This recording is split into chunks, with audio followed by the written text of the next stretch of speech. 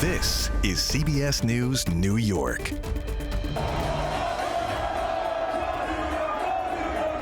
Knicks fans going crazy outside of the Garden. New York now just one win away from the Eastern Conference Finals, and we have live team coverage.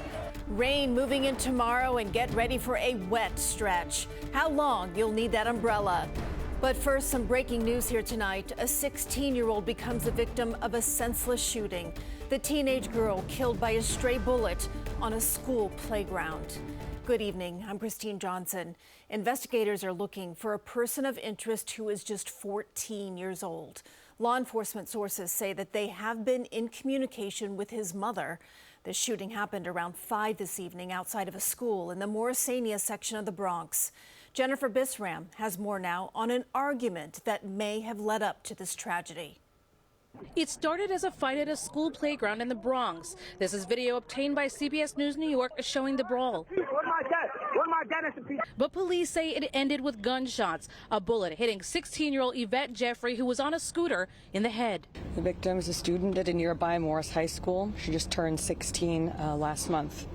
She should be home right now, eating dinner with her family. Mom is absolutely inconsolable. She got the worst phone call that no parent should ever get. It happened around 5 Monday evening outside of a multi-campus school on Holmes Street in the Morrisania neighborhood. City officials held a news conference. We must find a way to make sure our babies know that they are loved, that they are supported, and that they do not have to turn to violence. And when you look at a beautiful park like that, where the children do what children normally do, and to lose a young child, this really, it impacts us. The mayor was quickly met with angry parents, demanding more be done for the kids in the borough, including more police on their streets. When I heard the shots, my son was in the field.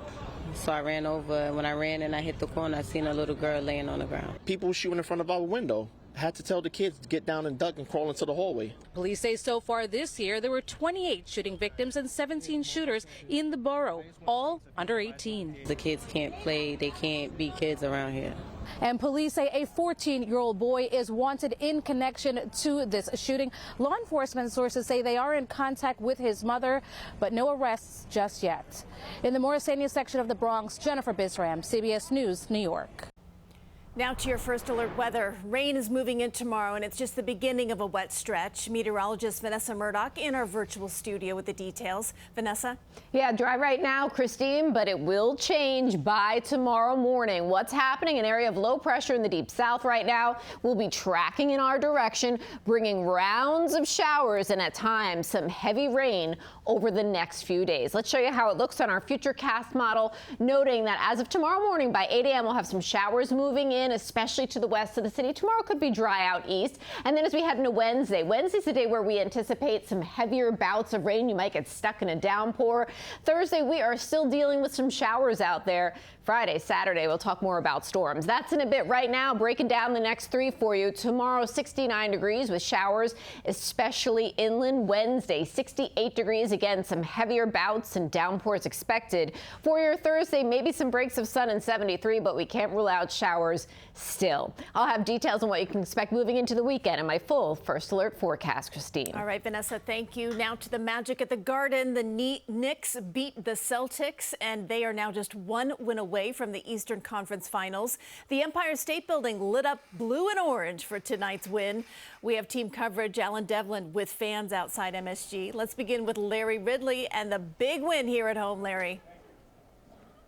Yeah, KJ, as my buddy Spike Lee would say, orange and blue skies, folks, and that's exactly what we have. Game 4 for the New York Knicks, of course, losing Game 3 on Saturday. They're back on the MSG court tonight, and Tom Thibodeau, he said it earlier pregame. He's like, look, we got to go out there and play with some force, earn our wins, and play with the lead, and that's exactly what they finally were able to do, folks. Play with the lead, and they garnered the lead and got the lead midway through the fourth quarter, and it was over from there. The Celtics, though, they came out pretty sharp early on. Game 4 playing out just like the first 3 games. The C's hoisting up 3 after 3, especially Jason Tatum and Derek White. The Celtics had 9 of them in the first quarter alone, and they keep it going into the third. Boston Boston building a 14-point lead. It was 11 at the break, but then Mr. Clutch, the Brunson burner, started to take over. Jalen Brunson pouring in 18 in the third, and the Garden crowd started to get louder and louder. They were erupting while Brunson continued to score and score often. And by the time it ended, Brunson finishing with 39 points, and the Knicks won it by 8, 121-113, and finally had a win at home and a 3-1 series lead. And folks, that is very important in the NBA playoffs. The team that goes up 3-1 has won an NBA playoff series 96% of the time. We'll see if the Knicks can get it done and put the C's on the brink of elimination and knock them out Wednesday night, Game 5 in Boston. That'll be a 7 p.m. tip up at TD Garden. That'll do her live from MSG. I'm Larry Ridley, CBS News, New York.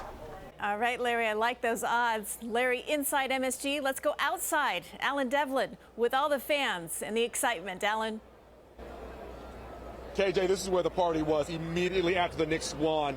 My goodness, I have never seen so much excitement here right off of MSG. I'm going to show you what we're working with right now. There's still a lot of fans out here live. NYPD did move through and push out a lot of people about 10 minutes before the show started.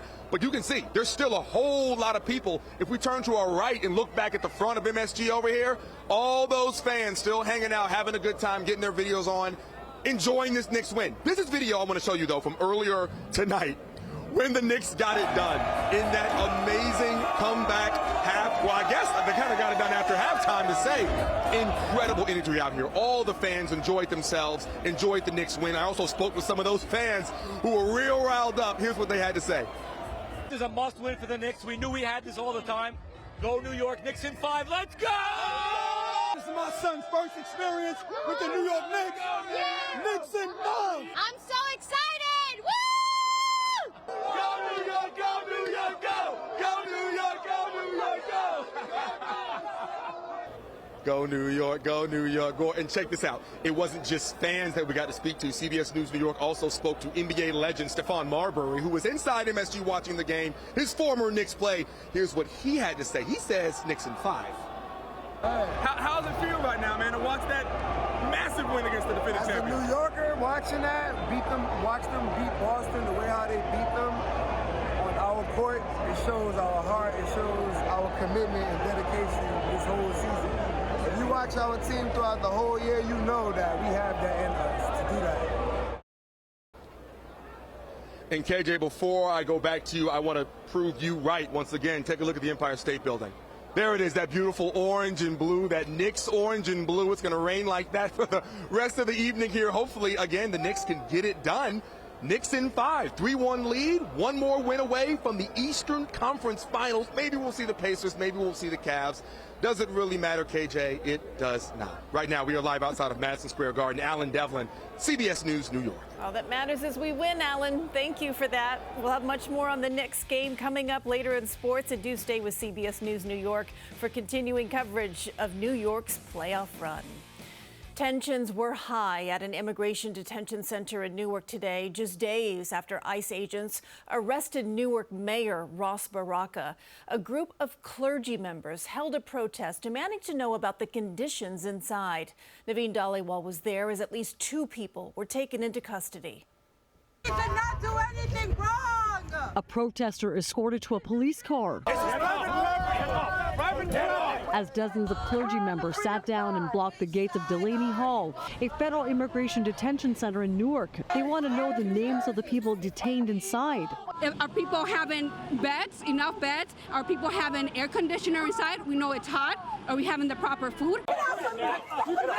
Body camera video shows ICE agents arresting Newark's mayor, Ross Baraka, outside of the detention center on Friday. After Monday night's Democratic gubernatorial debate, Mayor Baraka spoke about his arrest. Nobody else can give them the political clout that they can get.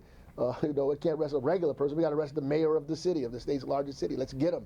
And they did, right? And they did it in a very aggressive manner. Delaney Hall opened less than 2 weeks ago under the Trump administration.